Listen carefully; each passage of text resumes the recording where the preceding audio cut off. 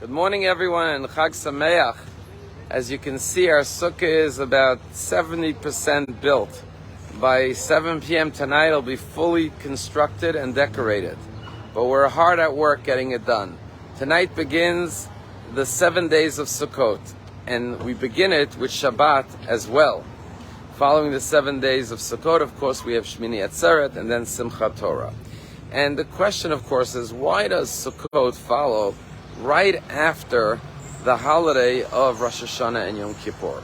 And a very interesting answer that's given is that there's a verse in Song of Songs where King Solomon describes two lovers embracing affectionately. And King Solomon says, Smolo, this is the bride speaking, saying, my beloved's left hand is beneath my head. V'yamino, and his right hand, Sipchapkeni, is hugging me. As you often see lovers, the left hand is behind the head, and the right hand is embracing around the waist. And King Solomon says this is the loving embrace with God. So in the Kabbalistic teachings it says that God's left hand is beneath our head, the head of the year, Rosh Hashanah. That God judges us. The left hand represents judgment. But Sukkot is the second part of the verse. This sukkah is God's embrace. God is embracing us with love.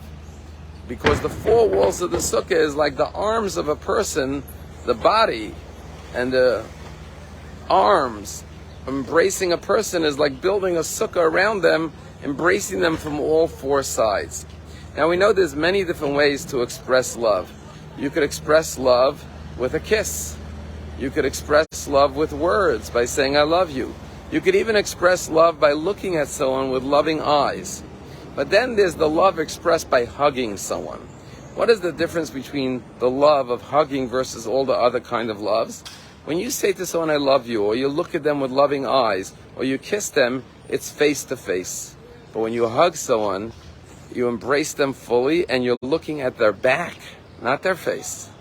Your eyes are upon their back, and it explains in Kabbalah that there's two types of love. There's face-to-face love, which is reciprocal love, conditional love, or love based on your virtues, on what I love about you.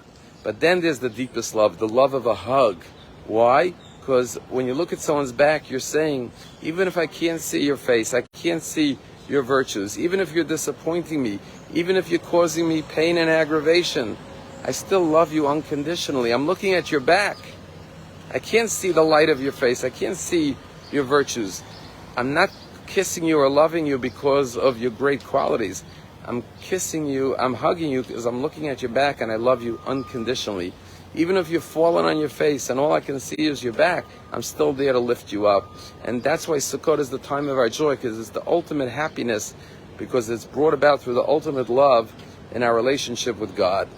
The story that happened in Israel just recently, unfortunately there's a lot of tension now between religious and secular Jews, and there was a family from Jerusalem with 9 children, and they were going on a trip up north, so they packed lunches for a picnic and they headed up north. And when they were driving up north, one of their kids, the youngest 5-year-old, needed to use the restroom. So the father saw a restaurant that was kosher, decided to pull up and take the kid in. He comes to the front door, it's a very fancy restaurant. The maitre d' says, can I help you? And he was a very religious looking Jew with a beard and peyot. And he said, my 5-year-old needs to use the restroom, could I use it? The maitre d' was a nice young Israeli girl. She said, look, it's really only for customers, but I see you need it, go right ahead, just make it quickly. When he came out with his child, the head waiter was there and started to attack him. Said, who gave you permission to use the restroom? This is only for customers. Why are you coming in here? You're not buying anything. And all you're doing is using our facilities without permission. Well, this religious Jew looks at the maitre d' to see if she's going to say, I gave permission. But she's keeping quiet because she's scared, because she wasn't supposed to do that. So the religious man says, don't get excited. You're screaming for nothing. I'm actually here to have dinner with my family. I just came in quickly to take my son to the restroom, but they're all coming in for dinner. He says, really? He says, how many are you? He says, well, we're 11, 9 kids, my wife and I. He says, okay, we'll set up tables for you and your family. The The man quickly texts his wife and kids in the car, says to his wife, bring in all the kids, we're having dinner here. Now, this family couldn't afford that, but that's what he did. The kids were so excited, they'd never eaten in a fancy restaurant. They sit down, they're being served, they look at the menus, they never saw such prices before, and they have their whole meal. When the meal was over, the waiters come out with all sorts of desserts, cakes, and ice cream for the table. And the father says, excuse me, I didn't order this. And then the owner of the restaurant comes out from behind the kitchen, and he says to him, this is for you. He says, after you sat down, the maitre d' came into the kitchen crying. I said, is everything okay? Did one of the customers harass you? He said, no, on the contrary. One of the customers did something that no one ever did for me. She told a story how you came in to use the restroom. You had no intention of eating here. And then, because you were attacked by the head waiter, you didn't want to throw her under the bus and say that she allowed you. So you said, no, we're here to eat. And the maitre d' was crying. She said, I saw this family. There's no way they could afford to eat in this restaurant. They have 9 kids. And I saw the vehicle, the van, they came in an old beaten up car. He just did it to protect me. And she was moved to tears by his kind gesture. And so we are giving you all these desserts because we want to show our gratitude to you for being so special. And not only that, there's no charge for tonight's dinner. It's on us. The religious man said, no, I can't eat all this food without paying. I must pay. And at that point, the owner of the restaurant said, no, you don't understand. We only charge human beings who eat here. We don't charge angels.